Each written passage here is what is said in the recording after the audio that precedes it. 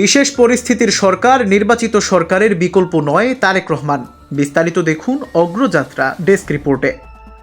বিশেষ পরিস্থিতির সরকার অবৈধ না হলেও জনগণের নির্বাচিত সরকারের বিকল্প নয় বলে মন্তব্য করেছেন বিএনপির ভারপ্রাপ্ত চেয়ারম্যান তারেক রহমান। পহেলা মে বৃহস্পতিবার বিকেলে রাজধানীর নয়াপল্টনে বিএনপির কেন্দ্রীয় কার্যালয়ের সামনে শ্রমিক দলের সমাবেশে ভার্চুয়ালি যুক্ত হয়ে বক্তৃতা করেন তিনি। তারেক রহমান বলেন, গত ১.৫ দশকে পরাধীনতার শেকলে বন্দী করে রাখা হয়েছিল।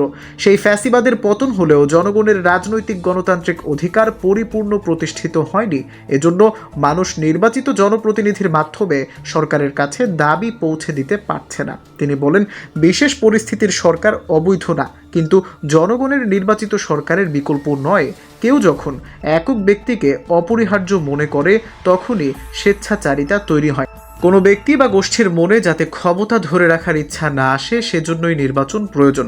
জনগণের অধিকার প্রতিষ্ঠা এবং সবাইকে ভালো রাখার জন্যই বিএনপির রাজনীতি উল্লেখ করে তারেক বলেন, বিএনপি সরকার প্রতিবারই মানুষের অধিকারের প্রতি সম্মান রেখে কাজ করেছে, রাষ্ট্র পরিচালনা করেছে। তাই বিএনপির নেতাকর্মীদের দেশ ছেড়ে পালিয়ে যেতে হয়নি। সরকারকে উদ্দেশ্য করে বিএনপির ভারপ্রাপ্ত চেয়ারম্যান বলেন, অন্তর্বর্তীকালীন সরকারের একটি অংশ সংস্কার ও নির্বাচনকে মুখোমুখি দাঁড় করিয়ে বিভেদ উস্কে দিতে চায়। জনগণের মনে এমন সন্দেহ তৈরি হচ্ছে।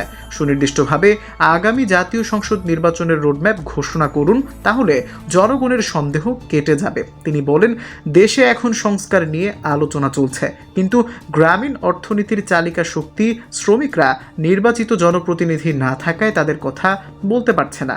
এজন্য নির্বাচিত সরকার প্রয়োজন। নির্বাচিত জনপ্রতিনিধি তাদের কথা শুনতে বাধ্য। মিয়ানমারকে মানবিক করিডোর দেওয়ার বিষয়ে তারেক রহমান বলেন, দেশের স্বাধীনতা সার্বভৌমত্বের সঙ্গে জড়িত বিষয়ে সিদ্ধান্ত নিতে জনগণকে জানায়নি সরকার। রাজনৈতিক দলগুলোর সঙ্গেও আলোচনা করেনি।